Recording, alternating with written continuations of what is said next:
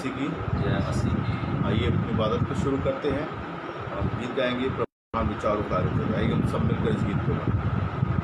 प्रभु महान विचारों कार्य तेरे कितने अद्भुत जो तूने लगाए। देखूं तारे सुनूं गगन भयंकर सामर्थ तेरी सारे भूमंडल पर प्रशंसा हो प्रभु यीशु की। कितना महान कितना महान प्रशंसा हो वे प्रभु यीशु की। कितना महान कितना महान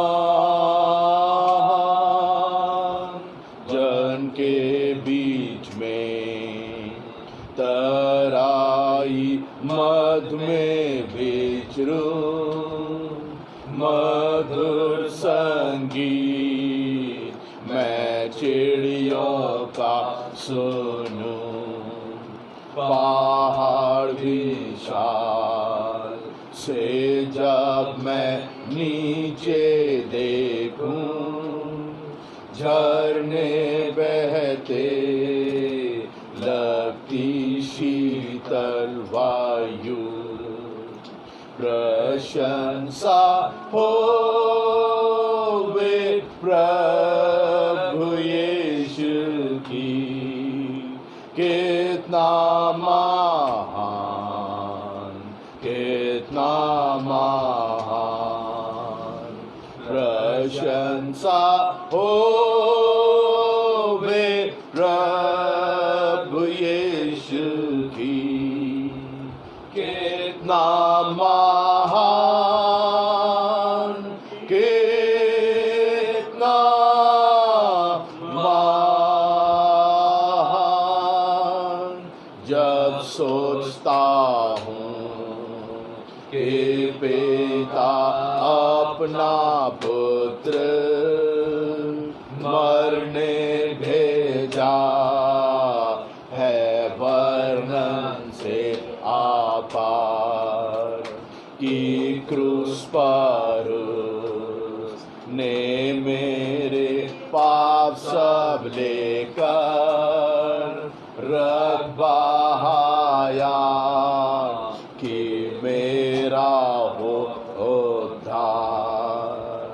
प्रशंसा हो वे प्रभु यीशु की। कितना महान कितना महान प्रशंसा हो वे प्रभु यीशु की। कितना महान कितना महान मसीह आवेगा शब्द ही का होगा मुझे लेगा जहाँ आनंद महान। तब जुको साथ आदर भक्ति दीनता और गाऊंगा प्रभु कितना महान। प्रशंसा हो वे प्रभु यीशु की। कितना महान कितना प्रशंसा हो यीशु की कितना महान, कितना महान। आइए प्लीज मेरे साथ अपनी बाइबल निकालें। बहुत अच्छा वचन हम पढ़ने जा रहे हैं। निर्गमन उसका पहला अध्याय।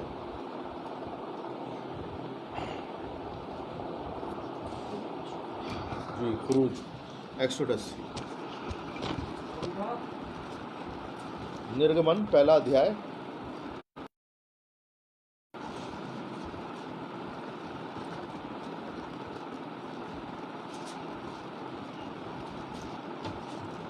उसकी 1 आयत से 11 आयत तक मैं आपके सामने पढ़ूंगा। इज़राइल के पुत्रों के नाम जो अपने अपने घराने को लेकर याकूब के साथ मिस्र देश में आए हैं।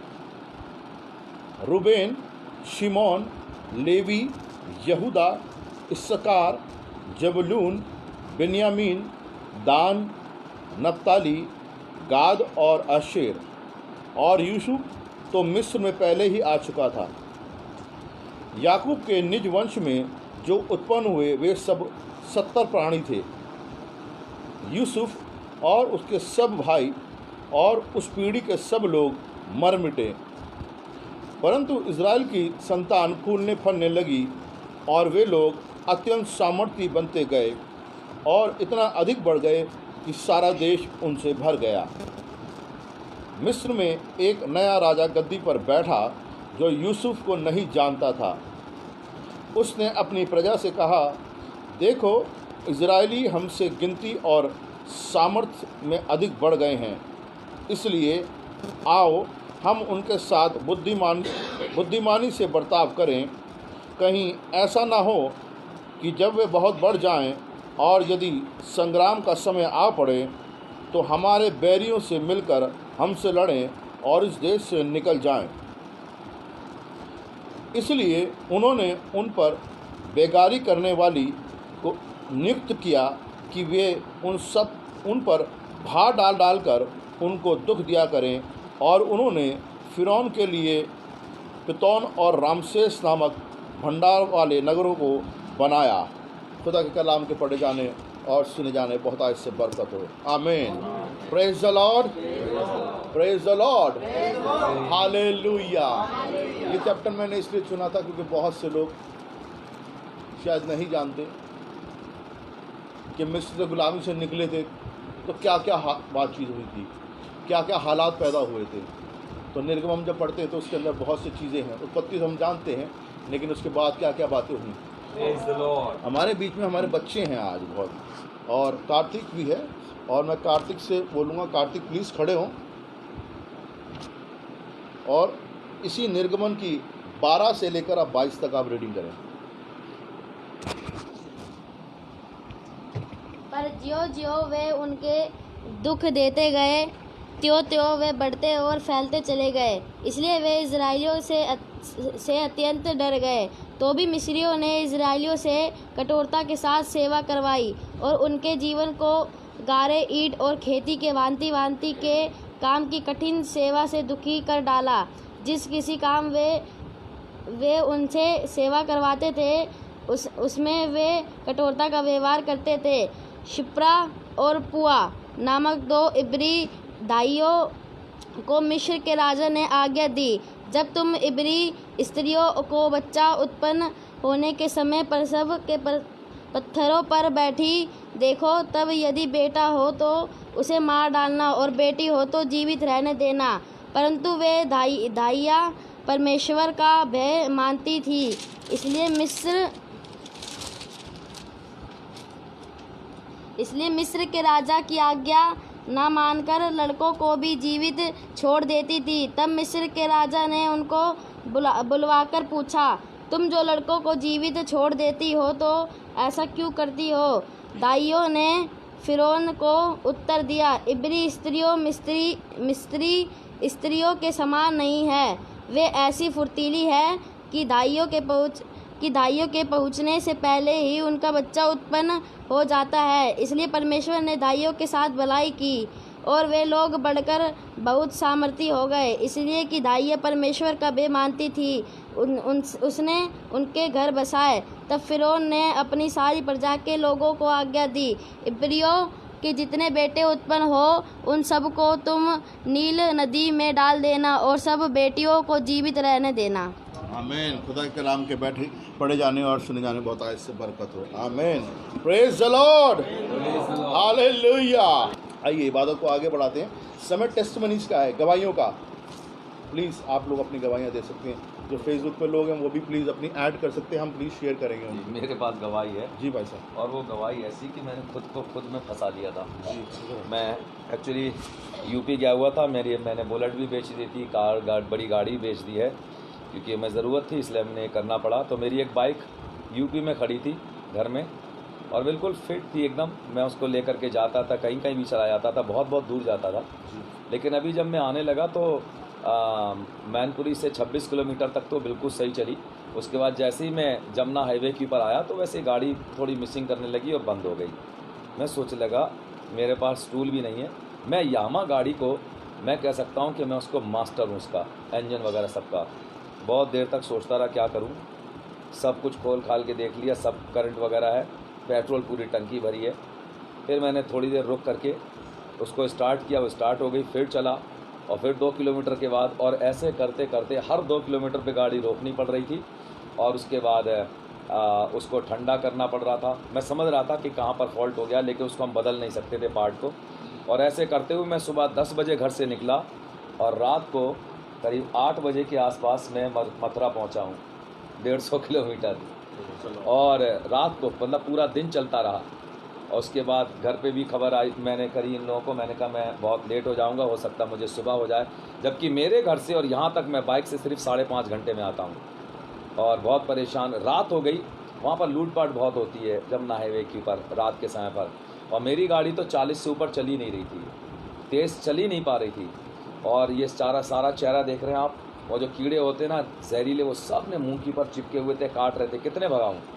तो मैं प्रभु को धन्यवाद देता हूँ। वहाँ से फिर ये लोग शैंकी और उसकी मम्मी मथुरा पर टोल की पर पहुँच करके वहाँ पहुँचे हैं।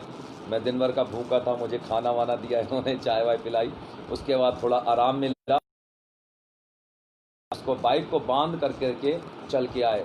वहाँ पर 100 की स्पीड है, लेकिन शैंकी को सिर्फ 40 पर अपनी कार चलानी पड़ रही थी। बिल्कुल साइड में कच्चे में चल रहे थे।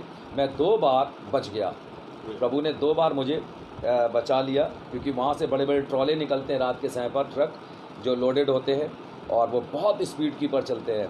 तो मैं प्रभु को धन्यवाद देता हूँ कि वो मैं कुशलता के साथ ले आया यहाँ पर। गाड़ी भी बाहर खड़ी ले आया हूँ, अभी मैकेनिक को बाद में दिखाएंगे क्या है। लेकिन मैं प्रभु को धन्यवाद देता हूँ कि हम अनजाने में कुछ ऐसा कर जाते हैं, लेकिन परमेश्वर फिर भी हमारी रक्षा करता है। Praise the Lord. सो प्रभु का धन्यवाद हो कि उसने मुझे पूरी तरीके से सुरक्षित रख करके यहाँ पर पहुँचाया है। प्रभु की महिमा। Praise the Lord. हम लोग जितने यहाँ बैठे हैं क्या कहलाते हैं?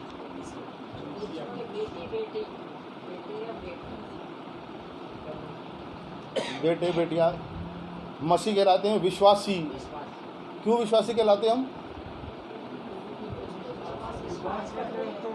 किसके ऊपर? हम यीशु मसीह के ऊपर क्या विश्वास करते हैं?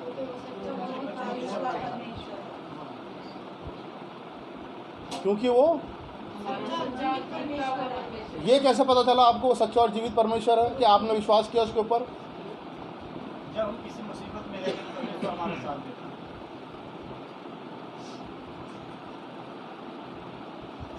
जब आप किसी मुसीबत में होते, परेशानी में होते हो, तो कौन आपका साथ देता है? यीशु मसीह। लेकिन वो तो देता है, बात की बात है। आपको कैसे पता चला कि यीशु मसीह ही ये कार्य करता है, अब इस पर विश्वास करना चाहिए? वचन को पढ़ने से हमारा विश्वास कैसे? विश्वास तो सब में होता है। विश्वास मेरा आपका विश्वास है। ये चश्मा यहाँ बाइबल के ऊपर रखा हुआ है, मैं कहता हूँ नहीं रखा हुआ, आप कहते हैं रखा हुआ है। क्यों? क्योंकि आप देख रहे हैं। मैं कह रहा हूँ नहीं रखा हुआ, तो आपका विश्वास ज़्यादा बड़ा है ना, क्योंकि आप देख रहे हैं। तो ये विश्वास तो सब में है।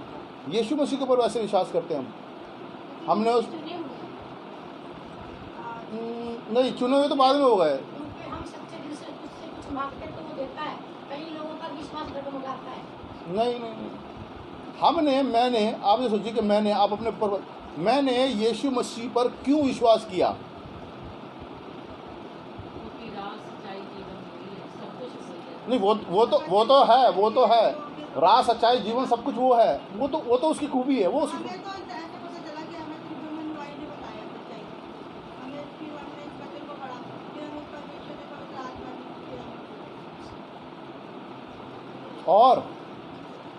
फिर और बताइए, आपको कैसे पता चला कि यीशु मसीह सच्चा परमेश्वर है? हमने उस पर विश्वास करना है, लेकिन उसने हमारे लिए अपनी खुद बलिदान दी।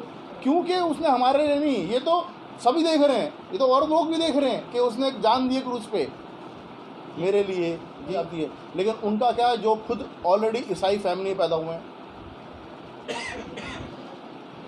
मैं अपनी बात कर रहा हूँ, जो खुद ईसाई फैमिली में के अंदर पैदा हुए हैं, हम अपने आप को कैसे विश्वास से कह सकते थे? हम तो चर्च जाते थे, हम सब कुछ करते थे, है ना? जब तक आप सच्चा परमेश्वर है, वो सच में सच्चा परमेश्वर है। जब तक आप अपने दिल से, मन से, अपने मुंह से अंगीकार नहीं करेंगे, तौबा नहीं करेंगे कि मैं गुनहगार हूँ, उसके सामने मुंह से बोलना पड़ेगा मैं पापी हूँ। मैंने बोला, मैं 3 दिन तक रोया उसके सामने, मुझे कुछ नहीं पता, क्या रोया, मैं पापी हूँ, मुझे निकाल पाप से। मैं सब कहते हैं कि तू परमेश्वर है, तू नजात देने वाला है, हम तुझे जानते, उसके बाद भी तेरे पीछे नहीं चलते, तू हमें नजात दे। अपने मुंह से हम अंगीकार करते हैं उस परमेश्वर के जो विश्वास योग्य है, तब वो एक सीढ़ी हमको चढ़ाता है। इसलिए मैंने आपसे पूछा था, आप लोग कौन है, विश्वासी हैं? और हाँ बताइए। अब विश्वास आशा की वस्तुओं का निश्चय और अनदेखी वस्तुओं का प्रमाण है। अब इब्रानियों 1 अध्याय उसकी 11 अध्याय उसकी पहली आयत। अब विश्वास भूल गए आप लोग? विश्वास के बारे में बात करें। अब विश्वास आशा की हुई वस्तुओं का निश्चय और अनदेखी वस्तुओं का प्रमाण। इसका मतलब क्या है? इसका मतलब ये है कि मान लीजिए, मैं सिंपल तरीके से समझा रहा हूँ कि मैंने चश्मा बाइबल पर रखा, मैं फिर दोहरा रहा हूँ चीज़ को। मैं कहता हूँ यहाँ पे इस बाइबल पर चश्मा रखा हुआ है। मैं क्यों बोल रहा हूँ? क्योंकि मैं देख रहा हूँ, चीज़ प्रमाण है मेरे पास और यहाँ रखा हुआ है। अब मैं इसको हटा लेता हूँ। यहाँ चश्मा है, मैं कहता हूँ है, मैं कह रहा हूँ है चश्मा यहाँ पर।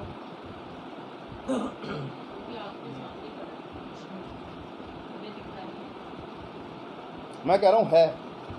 एक छोटा सा एग्जांपल दे रहा हूँ आपको। आप कह रहे हो नहीं है चश्मा, मैं कह रहा हूँ है चश्मा।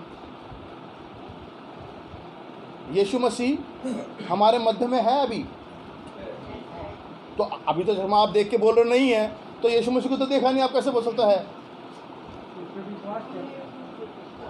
समझ आई आपको बात?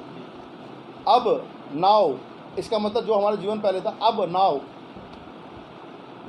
अब इस टाइम, राइट नाउ, अभी आशा की हुई चीज़ों का निश्चय यानी डेफिनेट यानी सर्टन,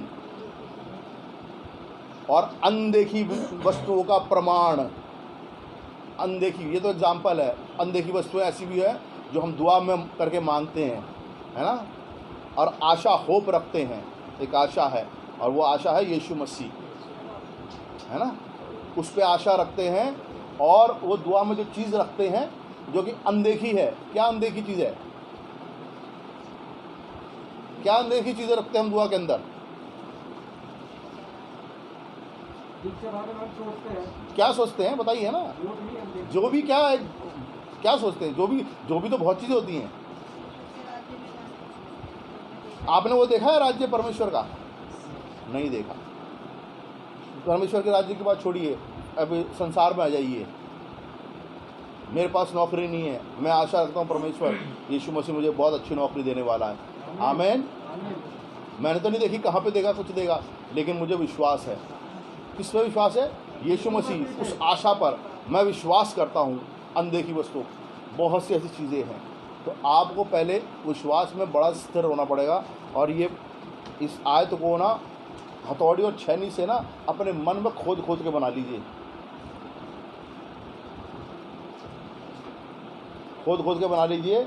इब्रानियों 11:1 ये आयत, और कहीं भी कुछ बात हो तो आप इस आयत को अपने सामने ले आए कोट कर सकते हैं।